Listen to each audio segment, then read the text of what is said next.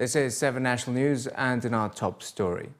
Warning that global suffering has reached levels not seen in a generation, the United Nations and its partners have launched the largest ever humanitarian appeal, calling for $20.1 billion life-saving dollars for 2016, even as the 2015 appeal posts the largest funding gap on record at $10.2 billion. The amount of the appeal, 5 times that of a decade ago, even tops the revised total appeal for 2015 of $19.9 billion, for which international donors have provided only $9.7 billion, just 49%. The new appeal seeks to deliver life-saving aid to over 87.6 million people across 37 countries, most of which are in conflict. According to the appeal, the conflicts in Syria, Iraq, South Sudan and Yemen will remain among the greatest drivers of prolonged humanitarian needs in 2016, fueling new displacement within countries and across borders. Worldwide, the number of people forced to flee their homes has already reached 60 million, a level previously unknown in the post-World War II era, with half of them children. Meanwhile, UN High Commissioner for Refugees Antonio Guterres stated that mass movement of people, be it refugees or people fleeing within their own countries, has become the new defining reality of the 21st century. The appeal is the culmination of a global effort in which hundreds of organizations delivering food, shelter, medicine, protection, emergency education and other basic assistance to people in conflict and disaster-affected regions come together to assess needs, decide response strategies and present their plans to donors. Muslim consumer spending across the different sectors of the Islamic economy is expected to reach $2.6 trillion by 2020. Compared with $1.8 trillion last year. As according to officials attending the opening of the 4th edition of the OIC Halal Middle East exhibition at the Expo Center in Sharjah today.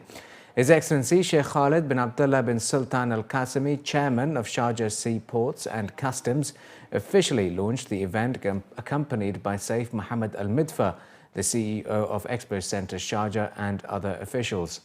As recent surveys revealed that UAE was ranked the second healthiest Islamic economic environment worldwide, second only to Malaysia, CEO of the Expo Center stated that the UAE has emerged as a global leader in the rapidly growing Islamic economy, which is expanding at nearly twice the rate of the global economy.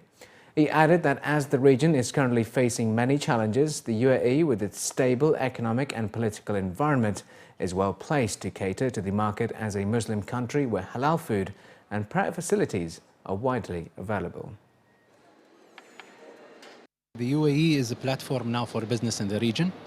With the problems happening in the region politically, alhamdulillah, UAE with its leadership is very stable, and with the guidance of the ruler of Sharjah, and the political arena here is very stable, very good for the business. The Halal Middle East offers a wide range of products for companies who are interested in the food business mainly, because halal is more into the culture or into the business industry of the food. So we would like to invite them through your platform, especially the traders in the region, in UAE and also the GCC and anywhere of the world, to come to Sharjah Expo and to see the companies here and try to make business with them, because this is an opportunity that we got many international participants and locally in one place. Experts and industry leaders attending the exhibition also highlighted that as the global Muslim population, which is close to 1.8 billion now, is expected to reach 2.2 billion people by 2030, halal products and services are receiving more global attention. As part of the 3-day exhibition, visitors will also get to taste a whole range of Sharjah Sharia-compliant food and beverages, featuring many halal products and services of more than 125 exhibitors from around the world. First of all, the openness of the people here in this region. So the people are welcoming different nationalities, different people from all over the world. Second, the economic growth, and the government, for example, in the United Arab Emirates and especially also Dubai, have done a milestone of development to satisfy the needs of halal with regard to the regulations.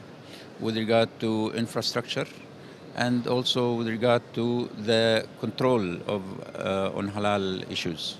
And this makes together that this region become more attractive for the Islamic economy opportunities.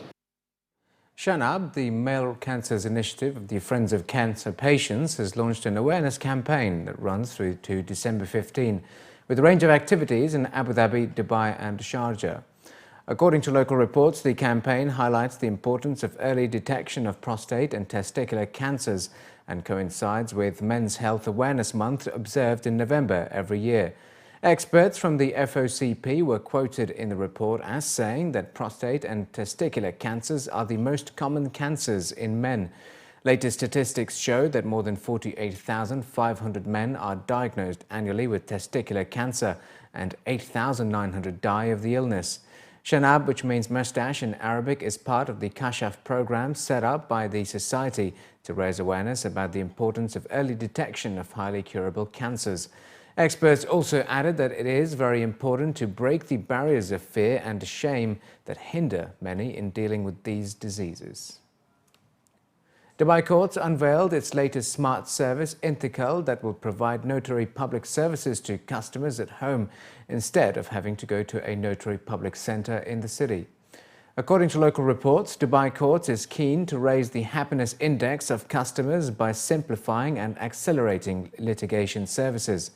The new Intikal service allows customers to complete their transactions from anywhere in Dubai, with a notary officer going to the customer's house or office anywhere in Dubai. To register for the Intikal service, customers should visit the notary public branch in At-Tawar or Al-Barsha or by sending an email that includes their address and telephone number. The fee for the Intikal service is 1,000 dirhams per transaction in addition to the transaction fee. For seniors, widows and people with disabilities, the fee will be 100 dirhams in addition to the transaction fee. The new initiative entails comprehensive notary public services, including testifying of documents and contracts of different kinds, declarations, partnerships, sales, signature authentication, and other related notary matters. Sharjah Department of Public Works announced that it has undertaken more than 700 health, educational, housing and services development projects worth over 3 billion dirhams in different parts of the emirate. Abdullah Nauman, head of supervision at the Department of Building Projects, told the Emirates news agency WAM that selection of Sharjah as the first healthy city in the region by the World Health Organization earlier this year requires the department to adopt new standards and specifications for its projects, adding that next year would see construction of many buildings, including the 30 million dirham Sharjah Educational Zone, the 60 million dirham Manuscripts House at Al-Qasimiyya University, and two new mosques, one costing 20 million dirhams and the other 21 million dirhams. Moving on to sports now, the Majlis Golf Course at the Emirates Golf Club will once again be at the centre of global attention as the Omega Dubai Ladies Masters returns to the Emirate for its 10th year. Over 108 players from 27 countries have made the entries for this year's season-ending European Tour event, bearing a total prize fund of 500,000 euros, with a large amount of spectators expected to join the finale this weekend. It all starts off with round one on Wednesday, with all eyes on last year's winner, Shanshan Feng, who's looking at bagging her record third title during this year's event. After securing her Ladies European Tour Order of Merit by taking a total of 324,213 euros after her third place finish at Sanya Ladies Open in November, the 26-year-old Chinese national is hoping to finish in the top 5 during her Dubai outing this year. Describing the Majlis course as one of her favourites in the European Tour, Feng, currently ranked 6th in the world, is looking forward to a strong competition, as she will also be up against the likes of Paige Spiranak and last year's 2014 Order of Merit winner, Charlie Hull. This is my lucky place, and also it's my sponsors tournament. So I would say, doesn't matter, I know I already won the Order of Merit, but it doesn't really matter about how I'm going to perform this week. I think this week is just like every other week that I just try my best and do the same thing, stay on my routine, and just bring out my A game. My iron game is usually my strong part. So that allows me to have a lot of birdie chances on this golf course. And if my putting is good, then I can shoot really low numbers here. And I think that's why I won twice here. Yeah, so I think this week I'm going to maybe practice a little more putting. Entry to the Ladies Master is free for the public, with the final round scheduled for the 12th of December. Aside from the leading players, much of the attention will also be towards the top Arab golfer Maha Hadioui, who is making her 4th appearance at the golf club, with hopes of inspiring more Arab women to take part in the sport. Currently ranked 107th in this year's Order of Merit, Maha has her eyes set on a top 10 finish this weekend. I see all the people, the security people, everyone is cheering me up, telling nice words, and come on Maha, let's do it. And then I used to take it as a pressure to do well, and I thought, like, if I don't do well, I'm gonna disappoint everyone, but that's not the way to look at it. I'm pretty sure, like, everybody is feeling pressure on the golf course, and I really need to use it as a positive thing and as a support more than anything. Morocco is an example when it comes to women's golf. I'm the first professional, but there's a lot of young girls that play, and I think it's gonna carry on to the whole Arab world. And I see it in Kuwait, I see it in Qatar, I see it in other places, and I think it's just a matter of time before there's a lot more girls playing.